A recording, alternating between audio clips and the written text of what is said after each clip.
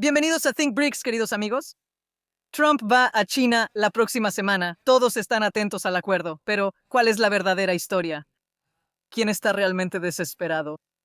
Hoy estamos haciendo la pregunta que nadie en Washington ni en Pekín quiere responder directamente. Cuando Trump y Xi Jinping se sienten juntos el 14 de mayo, ¿quién necesita a quién? Para analizar esto, me acompaña el economista John Lian, fundador de Inversiones Hagen de Pekín y una de las voces más importantes sobre el papel de China en la transformación del orden financiero global. Y una nueva voz en nuestro canal. Sabrás más al final de la entrevista. Así que esta visita no se trata de aranceles ni de guerras tecnológicas. El futuro del mundo será decidido por los grandes cambios que se avecinan.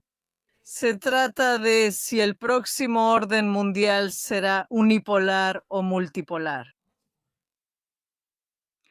Bienvenidas de nuevo a Think Bricks. John, Mucho gusto en verte de nuevo, Anastasia. así que intentemos leer entre líneas. La imagen es dramática. Trump vuela a Pekín. Los aranceles están en juego. Los mercados contienen el aliento. Pero vamos a dejar de lado el teatro. ¿Quién está realmente más desesperado en este momento? ¿Washington, que necesita un impulso antes de las elecciones, o Pekín, que maneja presiones internas en medio de una realineación global? ¿Y esa desesperación realmente no se crea ventaja o solo más errores de cálculo? ¿Cuál es tu opinión sobre esto? Creo que desde nuestra perspectiva china es muy obvio en realidad. Por supuesto, he enfatizado que mi opinión solo representa muchas de las opiniones y voces de la gente común en China, no de nuestro gobierno. Así que nuestra sociedad china, especialmente después de más de un mes o casi 2 meses, la invasión de Estados Unidos e Israel a Irán, después de esto, ¿cómo evaluarlo? Creo que ese es el evento más importante, no solo de este año, sino quizá de décadas. Porque después de este evento, la opinión mayoritaria en China entre los chinos es muy clara. Es decir, Estados Unidos o el propio Trump está muy desesperado. Él está desesperado por venir a Pekín, básicamente quiere hacer su propio espectáculo personal.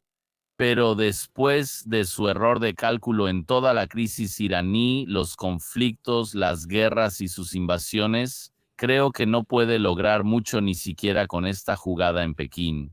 Así que básicamente la mayoría de los chinos no nos preocupa mucho su visita ahora, así que muy obviamente es el lado de Estados Unidos o Trump. El lado de Trump está en un estado de desesperación, como lo quieras llamar. Y por supuesto, lo escuché recientemente. Me refiero, incluyendo mi viaje más reciente al extranjero, fui invitado a asistir a algunos eventos. Así que me pareció muy interesante porque esa opinión no se expresaba tanto dentro de China. No sabíamos mucho sobre eso antes. Descubrimos que en los medios occidentales, incluso en los medios de algunos países no occidentales, se vieron influidos o engañados por una voz que decía, está bien, así que incluyendo la invasión, o como ellos la llamaron, la estrategia de corte marginal de los vientos de Estados Unidos, primero contra Sula y luego contra Irán. Ellos piensan que pueden someter o destruir a China paso a paso, y lo que están diciendo es que China fue muy golpeada por esta crisis del Golfo Pérsico y así sucesivamente. Así que crean una historia de que, bueno, China está bajo mucha presión. Particularmente dicen que China, nuestra economía, la economía en general no está bien. Hay presión económica y así sucesivamente. Está bien. Así que quizá debería aclarar un poco sobre este hecho, la realidad de este hecho aquí. Creo que la narrativa de que su estrategia, incluso al hacer que el precio del petróleo suba, va a afectar gravemente a China, es totalmente equivocada. Y muchos de los enfoques o, ¿cómo decirlo?, esas predicciones se basan en esta narrativa falsa. Así que Primero, debo decir que China quizás sea el país no productor de petróleo menos afectado o menos golpeado del mundo entre los países importantes. Hay una narrativa muy equivocada que incluye no solo a los medios, sino incluso a algunos, como yo lo llamo, influenciadores políticos y geopolíticos emergentes. Dicen que la estructura energética de China depende en gran medida de una ruta específica como el Estrecho de Hormuz, diciendo que alrededor del 40% de la energía de China proviene de eso. Eso es totalmente incorrecto.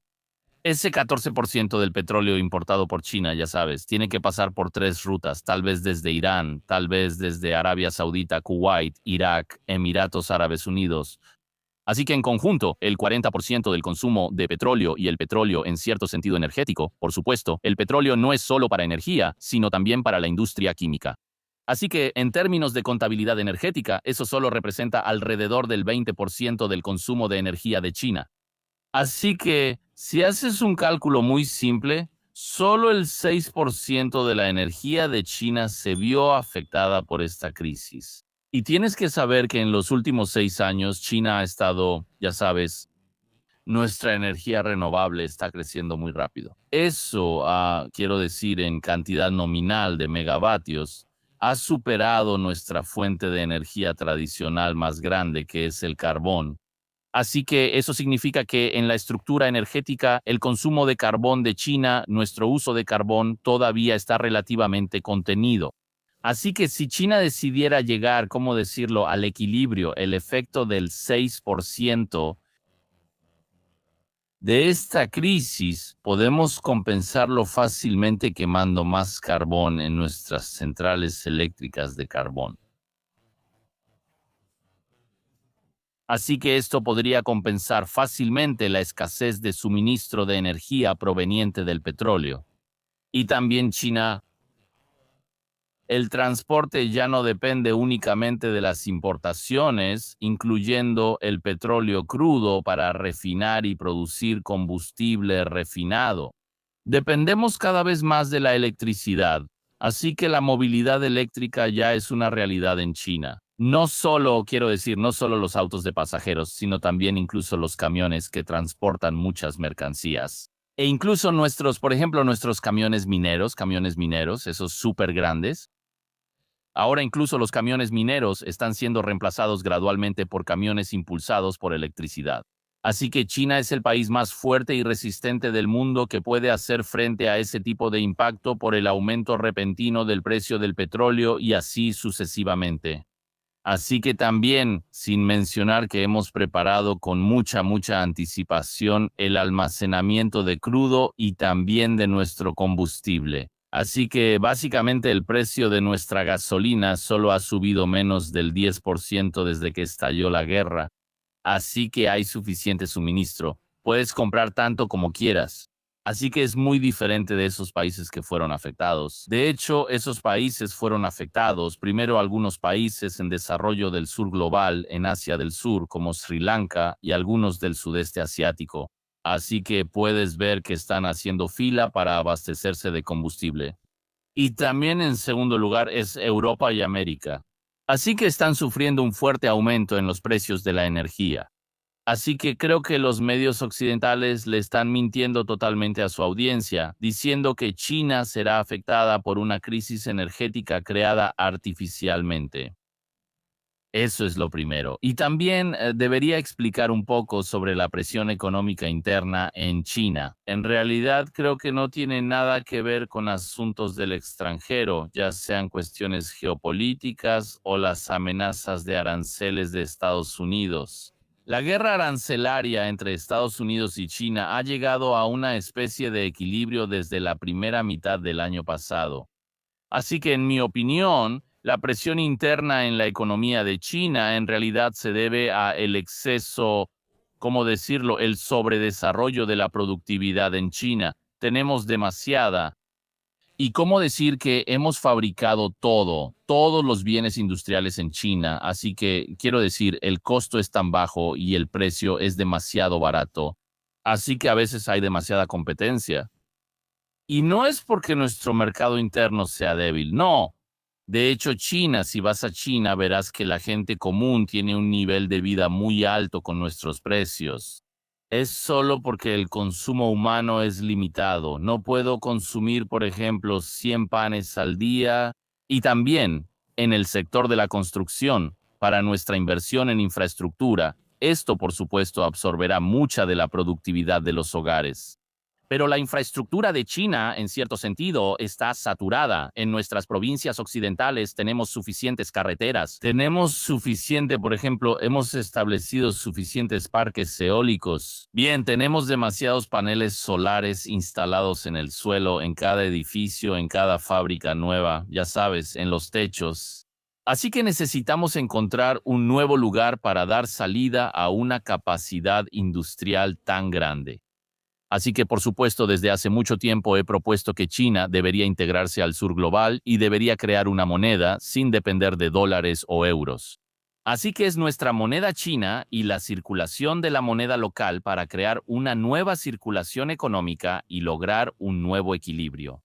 Así que esa es mi opinión sobre la situación económica interna de China. Así que no tiene nada que temer, no podría ser amenazado por ningún movimiento político de Estados Unidos. Así que debo decir que en los últimos meses, los chinos, nosotros los chinos, hemos visto a través de los medios occidentales muchas caras feas de ciertos políticos occidentales, especialmente estadounidenses. Esto nos ha dejado sentirnos enojados y divertidos al mismo tiempo. Así que estamos viendo que algunos de los políticos occidentales creen abiertamente que la llamada estrategia de debilitamiento gradual podría destruir a China. Y esto se siente, ya sabes. Estamos muy sorprendidos de ver que pueden anunciar públicamente que esos son sus verdaderos deseos. Y usar una palabra que nuestros funcionarios de relaciones exteriores de más alto nivel dijeron en la negociación de Alaska entre China y Estados Unidos en 2021. Antes imaginábamos que algunos estadounidenses eran demasiado buenos, ya sabes, mujeres según Mojili, Shanghai, Taihan. Así que esa es nuestra actitud ante la situación actual. Sí, gracias. Ya veo. Entonces, la pregunta es, ¿quién necesita a quién en China? La respuesta es muy clara, simple, clara. Trump necesita un espectáculo en Pekín, pero no creo que tenga esa oportunidad en Pekín. Especialmente después de la reciente visita del de la ministra de Relaciones Exteriores de Irán. Sí, llega en el momento justo, debo decir. Es un ejercicio. China expresó un apoyo muy fuerte a Irán, al menos verbalmente. Sí, conocemos la lógica de quién invade a quién primero. Es muy obvio que así es. Estados Unidos e Israel lanzaron esta invasión injusta, bombardearon las ciudades y escuelas iraníes y mataron a gente inocente. Está bien, no solo líderes nacionales, sino también niñas inocentes y maestros.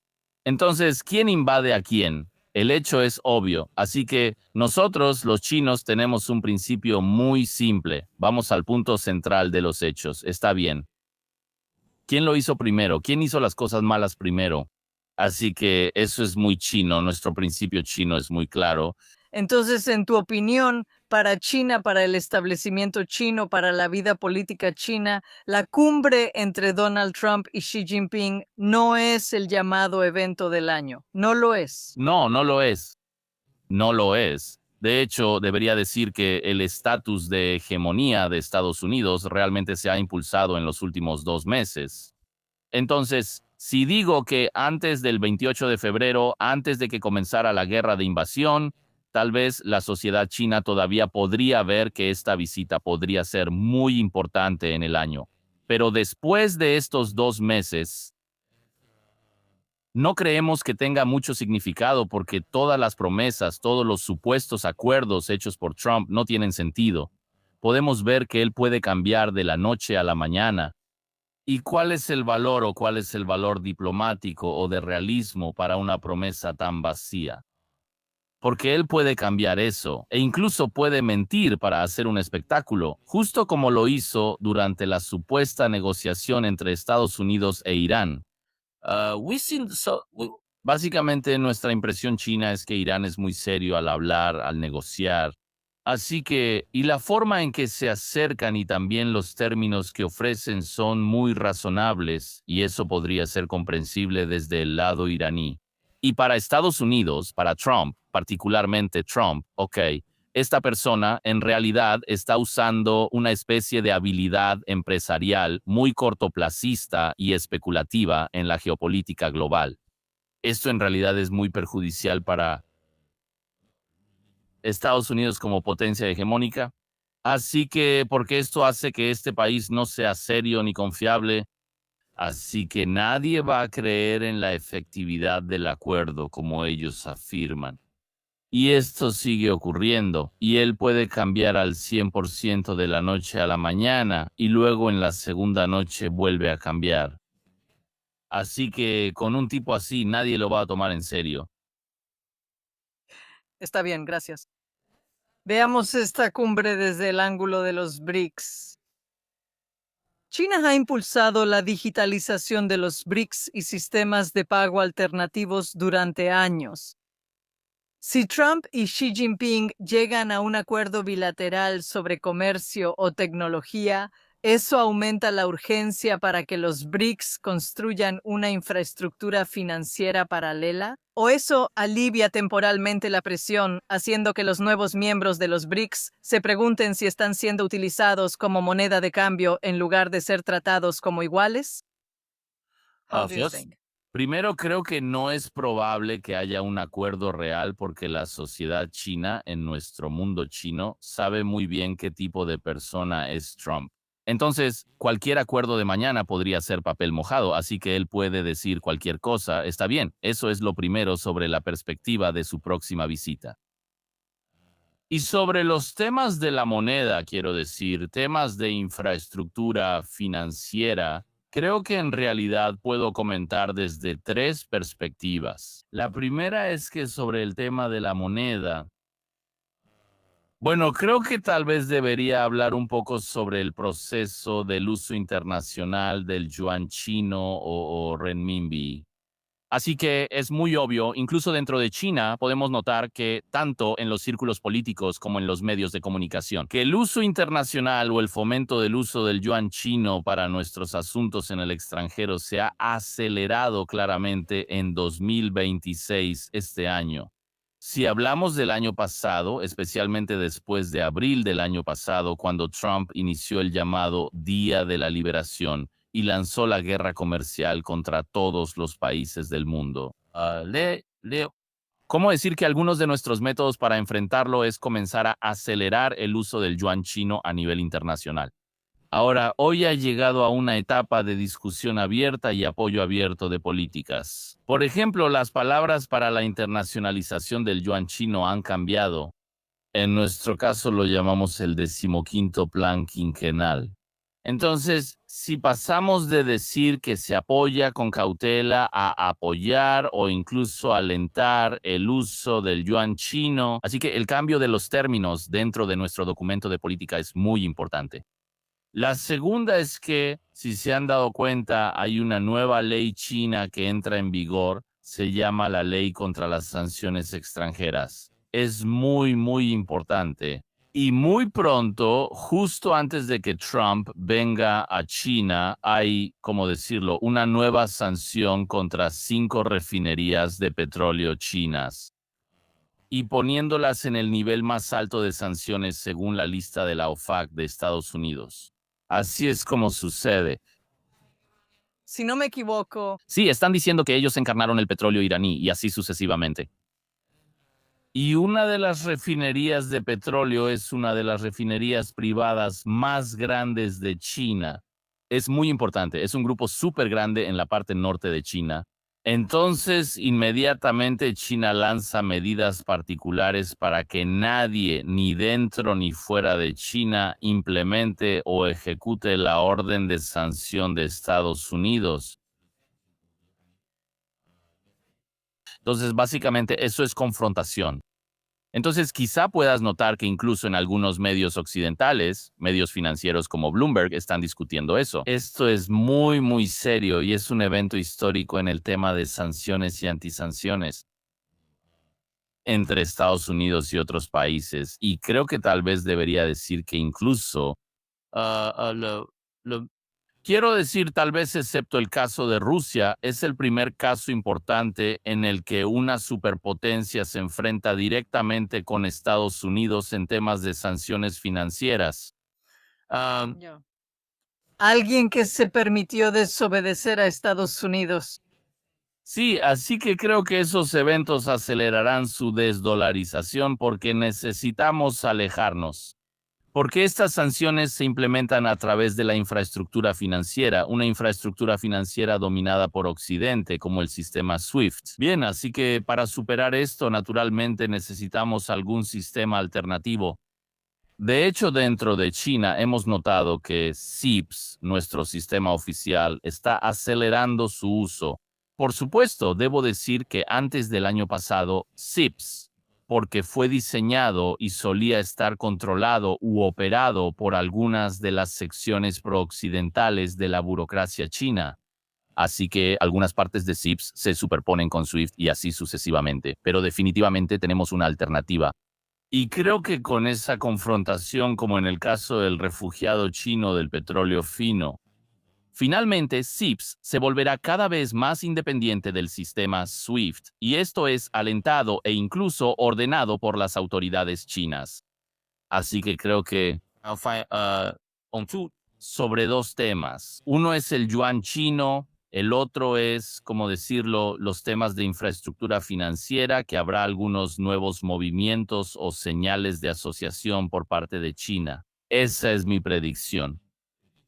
Y para la infraestructura financiera de los BRICS, debo decir que hay un nuevo pensamiento o una nueva propuesta de parte de los pensadores de los BRICS. Como un ex brasileño, bueno, él viene de partidos de izquierda y alguna vez fue representante del FMI por Brasil, el economista Paulo Badista.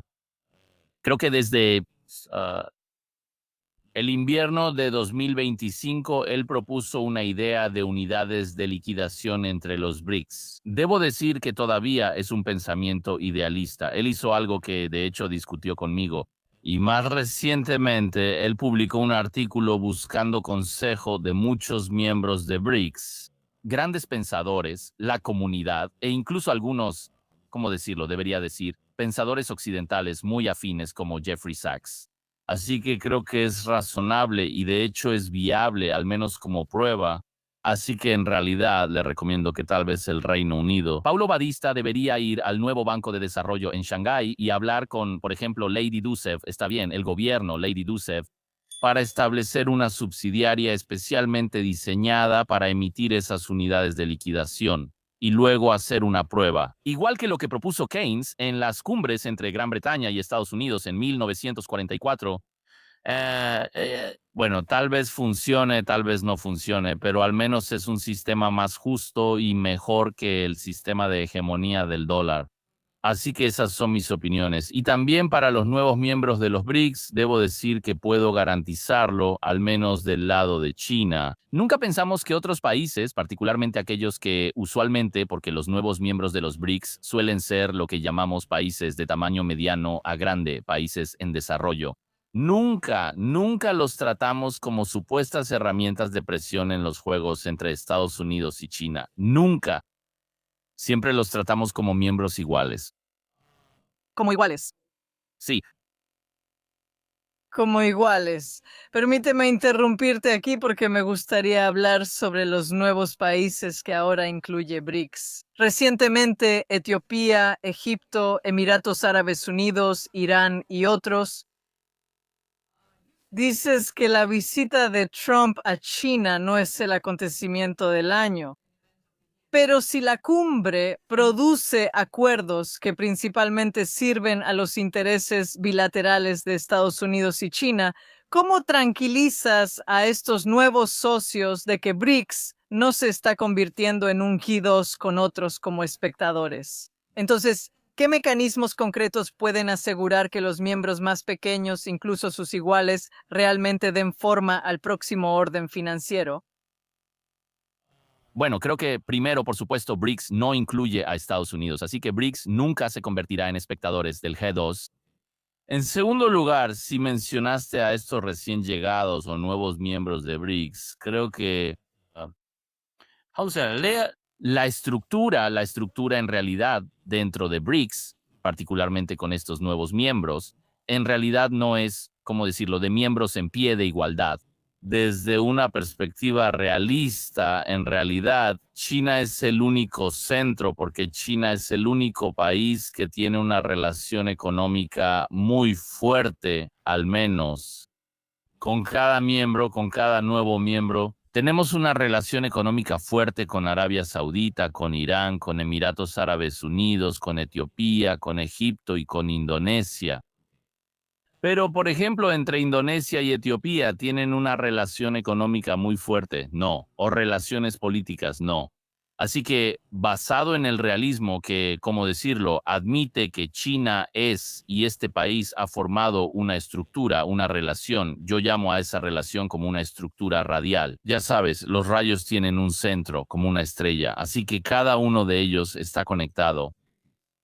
Así que esta es la estructura de la membresía de los BRICS, particularmente de esos nuevos miembros. Yo lo llamo las potencias medias o potencias medias entre los países en desarrollo. Y actualmente, de hecho, hablando honestamente, estos países, por ejemplo, Etiopía, Indonesia, Irán, por supuesto, todos saben que Irán ha pasado por tiempos difíciles. Así que incluso esos países que no están en guerra, sino en una situación pacífica, todavía enfrentan desafíos. Y estos desafíos a veces están relacionados, por ejemplo, con el tema de la moneda, el tema de la deuda, el tema de la inversión interna y los problemas de desequilibrio comercial. Muchos de ellos están relacionados con China. Y también en realidad está relacionado con el futuro de China, porque digo que la capacidad productiva de China es tan fuerte que necesitamos un nuevo equilibrio económico, necesitamos una nueva situación económica. Y a estos, yo llamo a las potencias medias de los países en desarrollo, en realidad los principales pioneros o países modelo, para construir un modelo para el futuro, para la futura relación económica. Así que creo que la verdadera pregunta, debemos hacer una pregunta real, es cómo estos países, desde Indonesia hasta Etiopía, incluso Irán, Arabia Saudita, qué tipo de relaciones económicas con China deberían formarse para resolver sus respectivos problemas en su economía interna. Por ejemplo, Indonesia se ha enfrentado a desafíos con los trenes de alta velocidad, ese problema. ¿Cómo resolver eso? De hecho, tengo una solución, así que es un tema muy debatido dentro de Indonesia. Y también cómo aprovechar mejor sus recursos de níquel para lograr más avances o un modelo de desarrollo económico mejor con China, porque China es el país en particular que hace valiosos sus recursos de níquel y ha hecho que la economía de Indonesia prospere en la última década. Para Etiopía quizá el desafío sea más serio. Eso es cómo enfrentar la escasez de divisas, cómo garantizar la importación de alimentos, de granos, de fertilizantes, de combustible, y cómo usar sus recursos hidroeléctricos para convertir su economía en una economía impulsada por la electricidad. Y por supuesto, técnicamente hablando, tiene que recurrir a China. Y China también fue una vez el inversionista extranjero más involucrado, el proveedor de préstamos extranjeros para Etiopía. Y ahora el mecanismo tiene algunos problemas. Necesitamos arreglarlo. Así que mi idea es muy clara. Para estos nuevos miembros de los BRICS, debemos hacer la pregunta correcta, la verdadera pregunta, los temas significativos, preguntas mínimas y resolverlas una por una. Y creo que eso es lo que cada uno... País tiene su propia pregunta, la pregunta principal. ¿Sí? ¿Te refieres a hacerle a cada país una sola pregunta? Sí, sí, sí, cada país debería tener su propia, ¿cómo decirlo?, manera de encontrar una solución a sus propios desafíos. Y normalmente la respuesta a esos desafíos está con China. Está bien, ya veo. Para concluir, déjame preguntarte algo personal.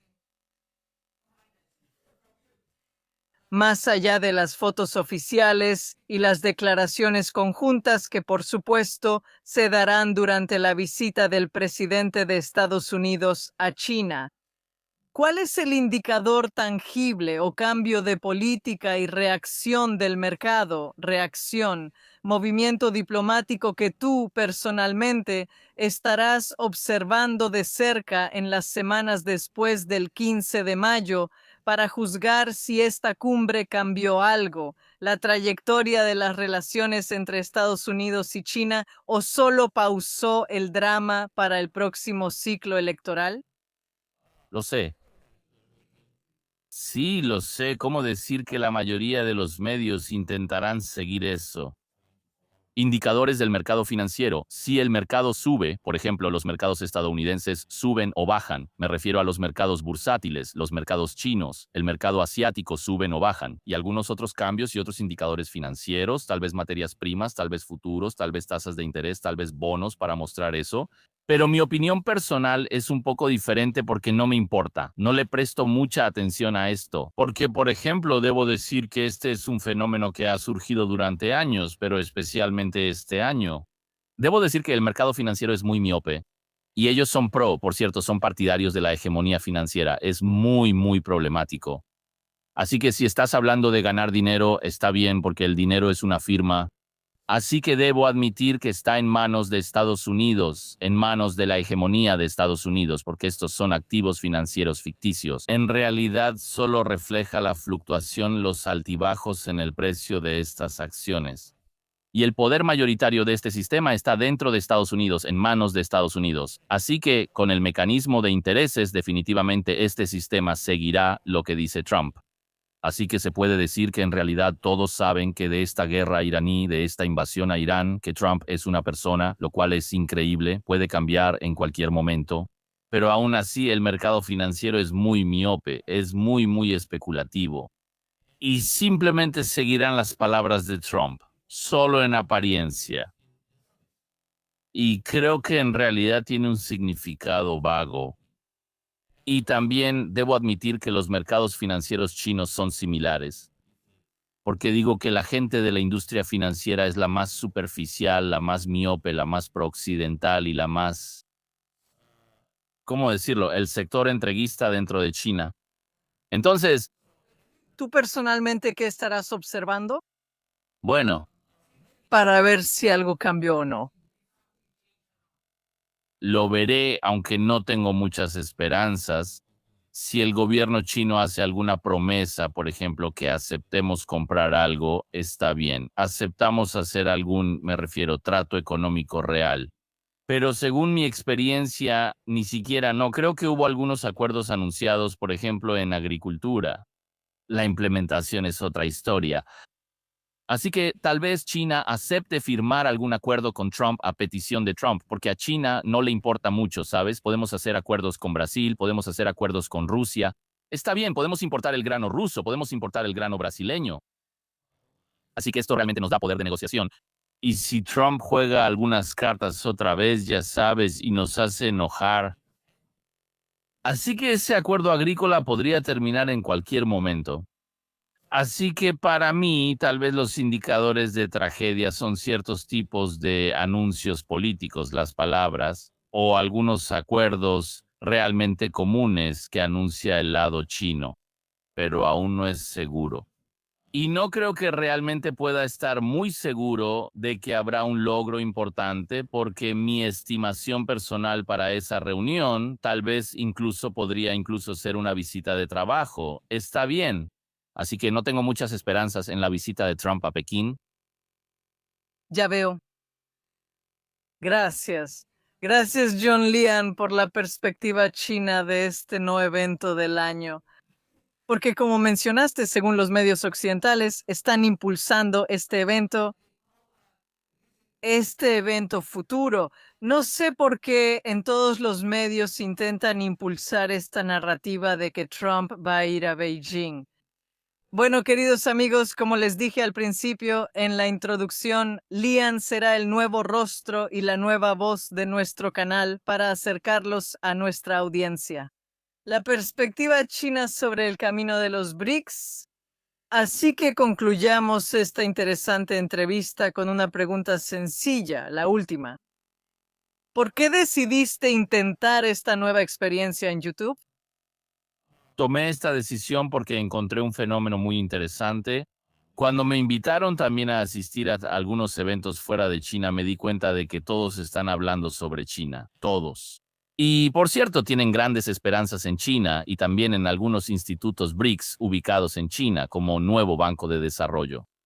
Me di cuenta de un asunto muy interesante. No conocen mucho a China. Así que no solo los medios occidentales están calculando mal o malinterpretando a China, sino que también esos amigos de países en desarrollo no saben mucho sobre China. Por supuesto, ahora China está dando la bienvenida a todos los amigos, ya sean de países en desarrollo, de Rusia o de países occidentales, vengan a China y véanlo por ustedes mismos. Pero aún así necesitan algún tipo de comunicación mutua. Y debido a la barrera del idioma, honestamente, la barrera del idioma es un gran obstáculo para que nuestros amigos extranjeros aprendan de China. Así que, y al mismo tiempo podría decirlo con más precisión,